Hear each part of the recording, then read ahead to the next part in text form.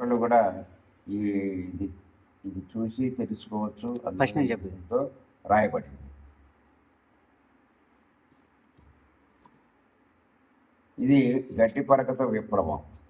ఇది జపాన్ శాస్త్రజ్ఞుడు రాసినటువంటి ఒక అత్యద్భుతమైన పుస్తకం. ఈ పుస్తకంలో మనకి ద్వారా అసలు భూమిని మన నాగలి పెట్టి దున్నటం వల్ల భూమాత ఎంత బాధపడుతుంది, దాన్ని దున్నకుండానే మనం పంటలు ఎలా పండించవచ్చు అనేటువంటి అతి గొప్ప విషయాన్ని జపాన్ శాస్త్రవేత్త మరి వారు మొసనోబు ఓకా అనేటువంటి వ్యక్తి ఈ ప్రపంచానికి తెలియజేశారు. నోబెల్ ప్రైజ్ స్థాయి వ్యక్తి చెప్పినటువంటి మహాద్భుతమైన విషయాన్ని కూడా మనం తెలుసుకోవాలి.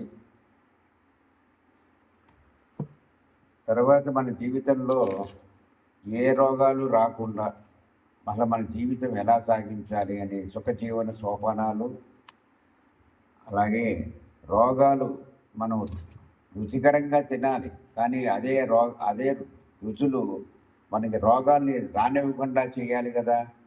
మరి మనం రుచులు పెంచుకుంటూ పోతున్నాం, కానీ ఆ రుచికి సంబంధించిన రోగం కూడా మనకు చుట్టుపెడుతుంది. కాబట్టి రుచిని ఆరోగ్యాన్ని దృష్టిలో పెట్టుకొని రుచులు ఉండి మనకి ఆరోగ్యం ఇచ్చేటువంటి విషయాలన్నీ కూడా దీంట్లో ఉన్నాయి. అలాగే పరిపూర్ణమైన ఆరోగ్యం రావాలంటే మంచి ఆహారం ఎలా ఉండాలి, పరిపూర్ణ ఆరోగ్యం సంపూర్ణ ఆహారం అనే విషయాలు దీంట్లో తెలుస్తాయి. ప్రాణాయామం సుఖజీవన యానం. ప్రాణాయామం ద్వారా మన ఎన్ని రోగాలు మటుమాయం అవుతాయి, ఏ రకంగా మనం అద్భుతమైన జీవితాన్ని జీవించవచ్చు అనేటువంటి విషయాలు తెలుస్తాయి. ఆసనాలు అంటే ఊరికి ఎక్సర్సైజులకి వెళ్ళి వాటికి వెళ్ళి మనం ఎంతో శ్రమ పడుతూ ఉంటాం, డబ్బులు ఖర్చు పెడతాం. అలాంటిది మనం ఇంట్లో కూర్చొని పొట్ట తగ్గించుకోవచ్చు, బరువు తగ్గించుకోవచ్చు. ఇలాంటి అనేక విషయాలు మనం ఈ పుస్తకం ద్వారా తెలుసుకోవచ్చు.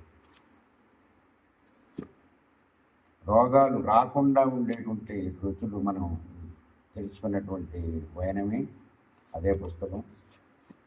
అలాగే ఆహారం, మన ఆలోచన సరి చేసుకుంటే మన ఆహారంలో కూడా ఎన్నో మార్పులు వస్తాయి. మనం తీసుకునే ఆహారమే మన జీవితానికి రోగం రావాలా లేదా, నువ్వు తీసుకునే ఆహారమే నీకు రోగానికి కలగజేస్తుందనేటువంటి ప్రాథమికమైన విషయం మనకు తెలియలేదు. ఈ పుస్తకం చదివితే తెలుస్తుంది. నీళ్ళు ఎన్ని తాగాలి, నీళ్ళంటే ఏంటి, అసలు నీళ్ళ వల్ల ఉపయోగం ఏంటి, నీళ్ళు తాగాలా వద్దా, తాగితే ఎన్ని తాగాలి, ఎప్పుడు తాగాలి అనేటువంటి విషయాలు చెప్పే అద్భుతమైన గ్రంథం ఇది. ప్రతి ఒక్కరూ చదివి తీరాలి.